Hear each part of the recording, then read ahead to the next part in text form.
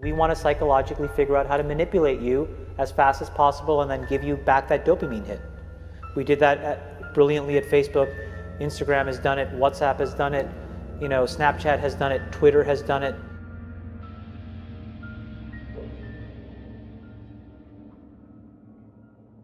Tell us I love that analogy you made on 60 Minutes about the slot machine. Yep. That the phone is really a slot machine, and every time people are checking, they want to get some sort of goose. I mean, it's built into our brains a variable schedule reward. So if you pull a lever and sometimes you get a reward and sometimes you don't, sometimes you get a reward like you're invited to the Bill Maher show, and sometimes you pull your lever and you get a newsletter on an email you want to throw away, it makes it addictive. And so everything about our phone accidentally becomes a slot machine because it could be a text message from someone you love or it could be nothing.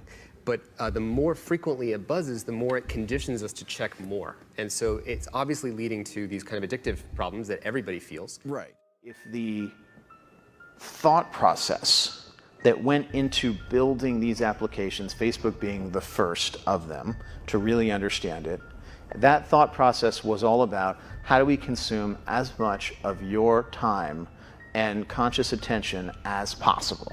And that means that we need to sort of give you a little dopamine hit every once in a while because someone liked or commented on a photo or a post or whatever.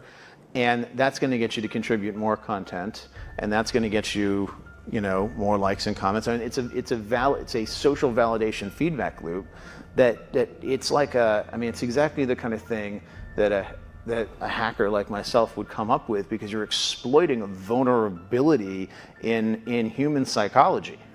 And I think that the inventors, creators, and it's me, it's Mark, it's the Kevin Systrom at Instagram, it's all of these people, understood this consciously, and we did it anyway. What are some examples of apps that people use on a pretty regular basis, and the ways that these companies are drawing this in? Have you noticed if you ever log into Twitter, as an example? So there's an extra delay that you don't know how long it's going to take. It's between 2 and 3 seconds, where the number of new notifications on Twitter you have. So why is that there? Well, it makes that into what's called a variable schedule reward. It's like a slot machine. So you're playing the slot machine, and there's a time delay, and in that time delay, your anticipation's building, and then you get to see how many notifications I get. And so you become more addicted to checking it again the next time. That's your real point, is that these companies, and that's what I was saying in this essay a couple of weeks ago, is that companies, just like the tobacco companies, just like food companies, it's not enough that we just like the product. We have to be addicted to it, right. And that is something kind of evil. Well, and the reason, though, that this we need you to use it as much as possible thing comes from is because of the attention economy. There's only so much attention. The attention economy, right. Because when information gets abundant, the only thing that's left is attention gets scarce, because there's only our lives to fit it inside of. So then it becomes hyper-competitive.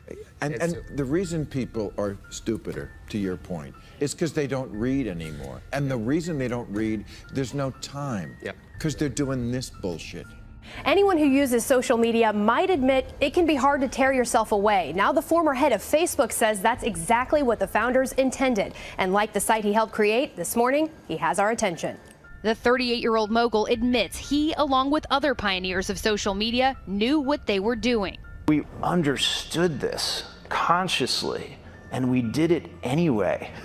Facebook estimates it's more than 2 billion users spend about 50 minutes per day on its apps, including Instagram and Messenger. It literally changes your relationship with society, with each other. While the medical community has yet to classify social media as addictive like alcohol or gambling, one recent study found that participants who appeared to use social media most compulsively showed changes in the part of the brain that controls impulse. Turn it off. That's what I would say. It's hard for young people now because they're hooked. They're addicted. If you don't think you're addicted, and I'm talking about anyone, from the highest to the lowest, if you don't think you're addicted, then see if you can turn it off for a week. It got quiet in here, didn't it? Didn't it get real quiet? It's a tool, so we should use it. God has blessed us with free will. Now it's free will magnified, free will on steroids. You're free to go in any direction you want. It will allow you, and it's not the enemy. It's just it's just a reflection of our own free will. You know? And we all want to be liked. But now we want to be liked by 16 million. And will now some of us do anything to be liked. We used to do anything to be liked, but it was by the person in front of you. Now it's to be liked by 16 million people that you don't know. We have to ask ourselves, what is the long-term, if not the short-term effect of too much information? People like to share. After all, we are social animals. But somehow the age of social media has got us sharing more and more, no matter how uninteresting it might be. Even though we know every post gives marketers more and more information about us. So, why do we do it? And could we stop ourselves even if we try? We have created tools that are ripping apart the social fabric of how society works. That is truly where we are. And I would encourage all of you, as the future leaders of the world, to really internalize how important this is. If you feed the beast, that beast will destroy you. If you push back on it, we have a chance to control it and rein it in. And it is a point in time where people need to hard break from some of these tools and the things that you rely on. The short-term dopamine-driven feedback loops that we have created are destroying how society works. No civil discourse, no cooperation, misinformation, mistruth, and it's not an American problem. This is not about Russian ads. This is a global problem. Today, wherever we go, we're inevitably surrounded by fellow citizens staring into their phones, as we usually are too. So the goal is to keep us on our devices longer. Why?